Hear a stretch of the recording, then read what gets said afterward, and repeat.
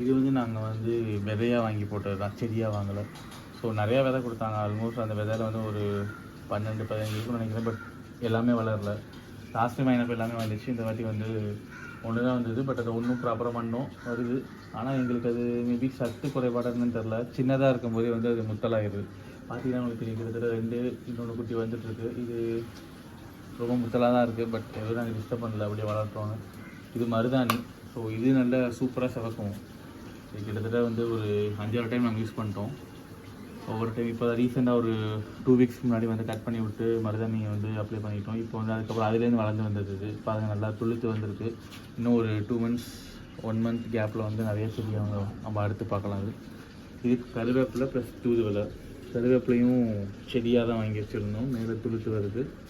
இது தூதுவளை. ஆக்சுவலாக அடிக்கடி நாங்கள் யூஸ் பண்ணுறது, எங்களுக்கு ரொம்ப பெனிஃபிட்டாக இருக்கிறது எதுன்னு பார்த்தீங்கன்னா தூதுவளை, அதுக்கப்புறம் வந்து மருதாணி, அதுக்கப்புறம் கீரை. ஸோ கீரை வந்து பார்த்திங்கன்னா மோஸ்ட் ப்ராபப்ளி ஒரு 1.5 months ஒன்ஸ் வந்து எங்களுக்கு அது ரொட்டீனாக போயிட்டே இருக்கும். கீரை போடுவோம், அடுத்து வந்துடும், அதை எடுத்து நாங்கள் சமையலுக்கு யூஸ் பண்ணுவோம், இன்னொன்று போடுவோம். ஸோ அதிக பெனிஃபிட் தந்ததுன்னா கீரை ப்ளஸ் மருதாணி கையில் போட்டுக்கிறதுக்கு. அதுக்கப்புறம் தூதுவளை, சளி, இருமல் அதெல்லாம் வந்தால் பெஸ்ட்டு மெடிசன் அது. இது அப்படியே நீங்கள் கட் பண்ணி அந்த முள்ளை மட்டும் எடுத்துகிட்டு நெய்யில் நீங்கள் ரோஸ்ட் பண்ணி சாப்பிட்டிங்கன்னா நல்லா உங்களுக்கு அந்த சளி வந்து உடம்புலேருந்து போகிறது வந்து நல்ல டிஃப்ரென்ஸ் தெரியும் உங்களுக்கு.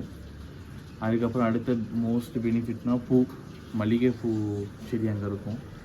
அந்த மல்லிகை இது. ஸோ இதுதான் எங்களோட குட்டி கார்டனோட அப்டேட். அதுக்கப்புறம் துளசி. ஜென்ரலாக வந்து துளசி வந்து நாங்கள் அந்த நார்மல் வாட்டர் குடிக்கிறதுக்கு பதிலாக வந்து இந்த ஃப்ளேவராக குடித்தா நல்லாயிருக்கும்காக ஜீரகம், சோம்பு ப்ளஸ் அதோட துளசி அப்படிலாம் கற்பூரவள்ளி பேர் கொதிக்க வச்சு குடிப்போம். அது அப்படியே பழக்கமாச்சு. இது கிட்டத்தட்ட ஒரு லாஸ்ட்டு ஒரு 1.5 இயராக அப்படி தான் குடிச்சிட்ருக்கோம். அது என்ன சொல்கிறது, மார்னிங் ஏஞ்சி நார்மல் வெந்நீருக்கு பதிலாக இதை குடிக்கிறது வந்து நல்ல பெனிஃபிட்டாக இருந்துச்சு. ஸோ இதுதான் எங்களுக்கு பயனுள்ள மாதிரியும் இருக்குது. அதே சமயத்தில் நாங்களும் எங்கள் கார்டன் இந்த சின்ன இடத்துல எப்படி கார்டன் மாதிரி ஆக்குபை பண்ண முடியும் அப்படிங்கிறதையும் நாங்கள் பண்ணிகிட்ருக்கோம். தேங்க்யூ.